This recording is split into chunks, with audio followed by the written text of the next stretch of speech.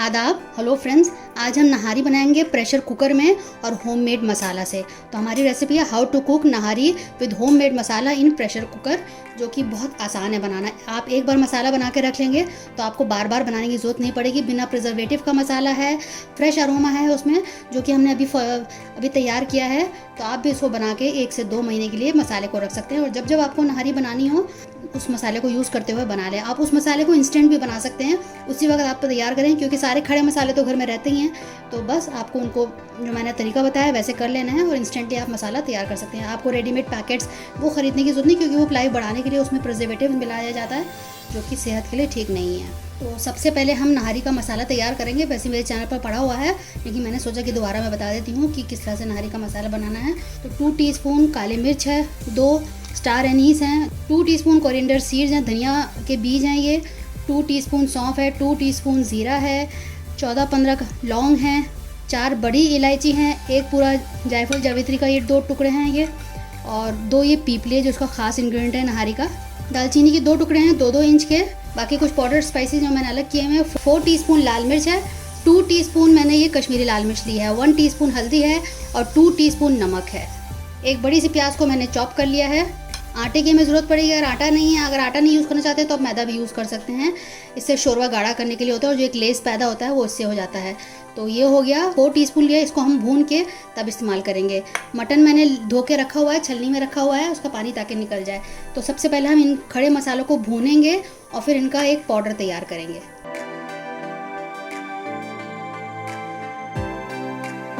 बिल्कुल low heat पे इसको हम तैयार करेंगे, तेज़ मत करिएगा। और जब होने लगता है तो उसमें अच्छी सी खुशबू आने लगती है, और हल्का हल्का ये सौंफ का, ये साबुत धनिया, इनका हल्का हल्का रंग चेंज होने लगता है। अगर आप ज़्यादा कर लेंगे तो वो कड़वापन आ जाएगा, तो वो नहीं करना है। खास इंग्रेडिएंट्स की मैंने आपको 2 बता दिए, सौंफ और पीपली। बाकी तो सारे जो खड़े मसाले गरम मसाले में यूज़ होते हैं वही हैं। जितना मैंने सौंफ बताया है, जितना पीपली बताया है, आप उतना ही लीजिएगा। तो हल्की आँच पर इसको हम कर लेते हैं। तो आप देखिए ये हो चुका है। अब मैं इसको प्लेट में निकाल के ठंडा करके इसका पाउडर तैयार कर लूँगी। जायफल है, इसको हम तोड़ लेंगे बाहरी इमाम दस्ते में हम तोड़ लेंगे, क्योंकि मिक्सी में पिस नहीं पाएगा। 2-3 टुकड़े करके तब इसको हम डालेंगे मिक्सी में। तो अब मैं इसको निकाल रही हूँ, गैस मैंने ऑफ कर दी है। मसाला पिस चुका है, तो इस प्लेट में हम सारे मसाले मिला लेते हैं। ये मसाले भी इसी में डाल देते हैं। इसको अच्छे से मिक्स कर लेंगे। उस मसाले की अच्छे से मिक्सिंग हो चुकी है। इसमें से मैं 4 to 4.5 टेबल स्पून मसाला डालूंगी। मेरा 1 kg के आसपास का मटन है, जो मैंने बॉन्ग का गोश्त लिया है उसमें, और ये 3 टेबल स्पून मैंने लहसुन अदरक का पेस्ट लिया है। तो ये हमारा 1 kg गोश्त है, जिसमें हमने बॉन्ग का गोश्त लिया है। तेल गर्म हो चुका है, मैंने सरसों के तेल में इसको तैयार कर रही हूँ। पहले हम इसमें थोड़ी सी प्याज डालेंगे, हल्का लाइट ब्राउन करेंगे इसे हम। प्याज मैंने सारी डाल दी है, जो मैंने एक काटी थी। प्याज जो है लाइट ब्राउन हो चुकी है। अब इसमें हम मटन डाल देते हैं।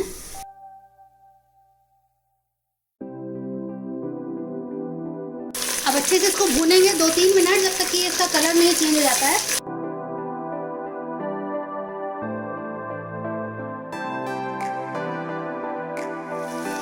अच्छे से भुनाई कर लिया। अब लहसुन अदरक के पेस्ट के साथ भुनाई करेंगे, ताकि अपनी जो इसकी महक होती है वो निकल जाए।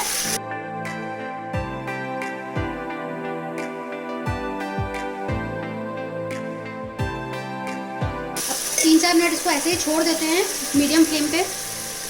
बहुत बढ़िया तरीके से भुनाई हो गई है। मैंने 4.5 टेबल स्पून ये मसाला लिया है। थोड़ा सा नमक हम और डालेंगे इसमें, लेकिन बाद में डालेंगे चखने के बाद, क्योंकि मसाले में नमक है तो वो बाद में डालेंगे।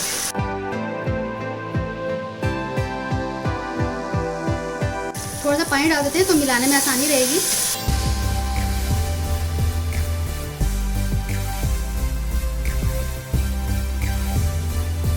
3-4 मिनट दोबारा से हम मीडियम फ्लेम पे छोड़ देते हैं, भुनने देते हैं मसाले के साथ। आप देखिए कितने अच्छे से भुनाई हो चुकी है, तेल भी अलग हो चुका है। अब इसमें हम पानी डालेंगे गलाने के लिए। तो मैंने 750 ml पानी लिया है, 750 या 800 लीटर। इतना डालिएगा कि वो जो मटन है वो डूब जाए। तो बस वो मसाले जो किनारे में लगाए उसको हम समेट देते हैं। विसल देंगे 2 से 3 हम हाई फ्लेम पे, उसके बाद 10 मिनट के लिए लो फ्लेम पे रखेंगे, क्योंकि हमारी क्विक वाली रेसिपी है, नहारी है, तो इसमें कुकर में जल्दी बन जाएगी। लेकिन जब खुले में बनाते हैं तो कम से कम 3 से 3.5 घंटा लगता है। लेकिन हमें क्योंकि टाइम नहीं है, इसलिए हम आप लोगों के लिए प्रेशर कुकर में दिखा रहे हैं कि किस तरह से प्रेशर कुकर में नहारी तैयार की जाती है। तो अब हम वेट करते हैं इसके विसल्स का। मैंने पैन रख दिया है जिसमें मैंने खड़े मसाले भूने थे, इसी में मैं ये आटे को थोड़ा सा भून लेती हूँ। ये स्टेप आप मिस मत करिएगा वरना कच्चापन लगेगा उसका। वो नहारी में हल्का सा करेंगे, 1-2 मिनट में हो जाएगा। जब ये होने लगता है, कोई भी चीज़ हम रोस्ट करते हैं तो उसकी खुशबू आने लगती है, तो उससे अंदाज़ा लगता है कि ये हो गया है।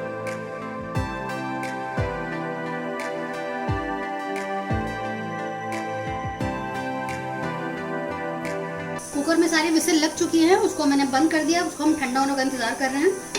अदरक, हरा धनिया, हरी मिर्च और नींबू काट लिया है। बहुत बारीक बारीक आपको अदरक काटनी है जूलियंस। आप देखें इस तरह से पतला पतला काटना है, ये बहुत ज़रूरी हिस्सा है, इसको आप स्किप मत करिएगा। तो ये हमारा जो आटा है वो भी भुन चुका है और मैं इसको निकाल लेती हूँ। अब आप देखिए कि कुकर ठंडा हो चुका है। मैं आपको खोल कर दिखा देती हूँ कितना बढ़िया से कुक हो गया है। मैं आपको इसकी गलावट दिखा देती हूँ।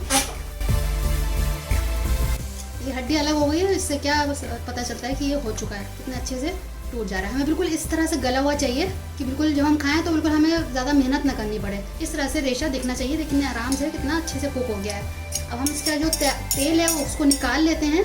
इसको हम तार बोलते हैं। ये हम निकालेंगे, तो मैं बताती हूँ इसको हम क्यों निकालते हैं। तो मैं इसका सारा जो तेल है वो निकाल रही हूँ।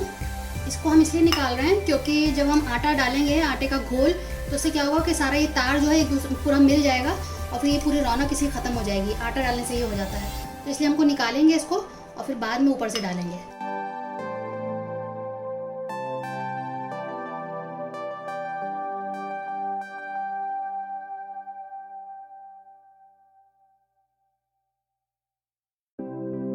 तो इतना तार मैंने निकाल लिया है।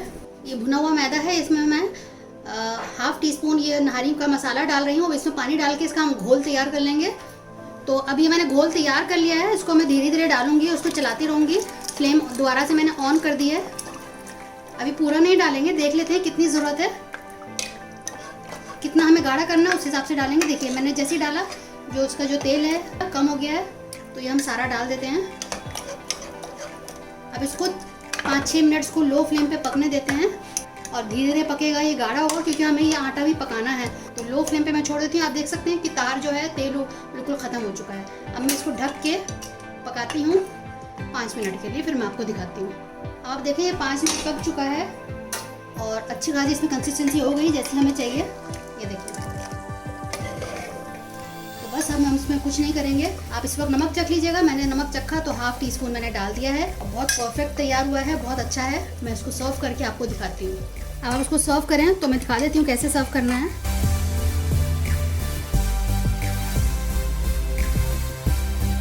अब इस पर हम ये ऑयल डालेंगे तो इससे रौनक रहेगी, वरना क्या है कि इसमें सब मिल जाता अगर हम ऊपर से डालते हैं। आप चाहें तो इस पर घी का दोबारा से भगार कर सकते हैं, उससे बहुत अच्छा जायका भी हो जाएगा।